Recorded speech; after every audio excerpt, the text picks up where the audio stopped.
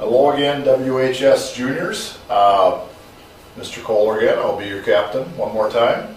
And we're going to look at equivalent equations today. And this is all about algebra, this strand. And what you're going to see a lot of in algebra is linear equations, and you get into some quadratic, some exponential growth. But basically algebra, a lot of it is with linear equations. So if you remember, there's 3 linear equation models that you see preeminently. And linear equations are equations that produce lines of solution points when you graph them. One of the easiest forms you'll see, and you see it all the time, is what's called slope-intercept, which we reviewed already on these videos several times, is y equals mx plus b. Okay, slope-intercept. Okay, you have a dependent variable, x leads to it, the m is the slope of the line, it tells you the rate of change between the variables, and b is basically the initial condition, or the starting point of the function, the y-intercept of the graph, where the line will hit the y-axis. Okay?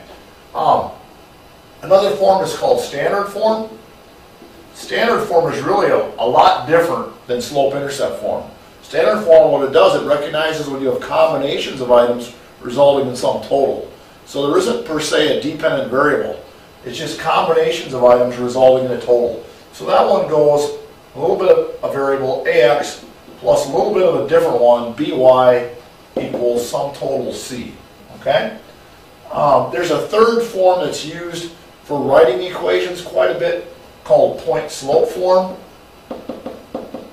It's kind of a starting point to get the equation for a line. And it's y minus y1 is m times x minus x1. I've reviewed that when we talk about writing linear equations. This, preeminently, you're going to have slope-intercept form and standard form. This one's used a little bit on a more limited basis. So if I give you an equation in one form and ask you to write it in another form, that would be something we should be able to do. And what they're called is equivalent. Equivalent means equal but different looking. Kind of like if you watch the Super Bowl, the Ravens won, and they have a receiver, Anquan Boldin, big guy, and he caught a touchdown, I think it was in the second quarter in the end zone, and that's 6 points. Okay? But also, a little field goal kicker kicks 2 field goals, they're each worth 3, that's 6 points. Now it certainly looks different, but they're both worth the same, 6 points. Just like you could put 2 quarters in the pop machine and get a pop. Back in the day, I don't know if they accept them anymore, but we could put 10 nickels in a pop machine and get a pop. But it's the same amount of money, it's 50 cents. So here I've got one, if you look carefully, this one's in standard form. Okay, a little bit of x, a little bit of y, total, and then one in slope-intercept form. What you need to remember about slope-intercept form, very frankly, is you simply got to have y by itself. So when you look at this equation, I've got to focus right there. I want to get that variable isolated. So I'm going to be taking away this term, because it's combining, and then dividing by -4. So negative 3x, negative 3x. Those will reduce out. Negative 4y equals, remember to put the x term in front of the constant. So negative 3x, and then 12 is in the back, and simply divide by -4. Each thing gets divided. Most of the time this is going to end up being a fraction, which it is here. So y equals, reduce this, negative divided by negative is a positive, very good. 3/4 x, 12 divided by -4 is -3. You should definitely be able to switch from standard form into slope-intercept form.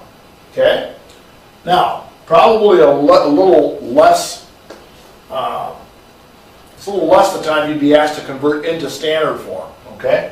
But here I've got an equation. This one's actually in point-slope form. My line must have went through the point 4, -8, and it had a slope of 2, but I want to go in standard form. Well, standard form means your variables are together on one side and they equal something on the other side. So to that end, I'm going to simplify this. I'm going to distribute the 2 through there.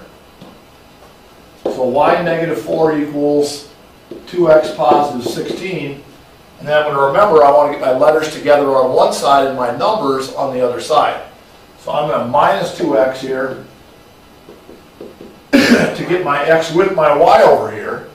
And really, as long as I'm doing this, I might as well realize the number's got to be on the right-hand side. So I'm going to add 4 here. So when I do my little shuffleage, essentially I have negative 2x plus y equals 20. Okay? So there we go. The key to remember is standard form, the variables are together, combining to make some total on the other side. Alright, letter C says convert to standard form. This one is actually into slope-intercept form. Okay? Now I would say one thing. If you get fractions and equations and you're asked to make it into another form or to make it simpler, I would get rid of the fractions. And to do that, you look at the denominators, because fractions are created through the process of division, and you need to undo that. So I've got fourths, I've got thirds. This is not a fraction. I could put a 1 under there and make it 1. But I've got to eliminate fourths and thirds if I want to get rid of the fraction part of this stuff. And to do that, you need to multiply. Multiplication is the vacuum cleaner for division. So I think, what do 3 and 4 go into? They go into 12. And what I'm going to do is I'm going to multiply everything by that lowest common multiple of those denominators.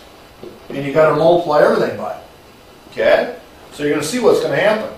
I will have 12y equals this 3 now. This divider goes into 12. That's the idea, is to undo that division via multiplication. Goes in there 4 times. And I'll have 4 times 2x is 8x. And then this 3/4 to 4 would soak into the 12 3 times. 3 times 3 is better known as 9. And now I got something that's way simpler to work with. I've got integer coefficients rather than fraction land. Alright? Fraction land is not Disneyland. So I would get rid of fractions, especially if I've got 2 or more of them. Multiply by something that the denominators will all go into. Alright, now I just got to get it into standard form, so I got to do a little iPod shuffle here with mathematical stuff. X's and Y's together, equal sign, constant on the other side. I just simply got to move this 8x over here. So add the opposite. Whoops. Negative 8x, positive 12y equals 9. And there you have it. Okay? So you can convert to slope int by getting y by itself. You can convert to standard by putting the x and y variables together on one side equals a constant on the other side.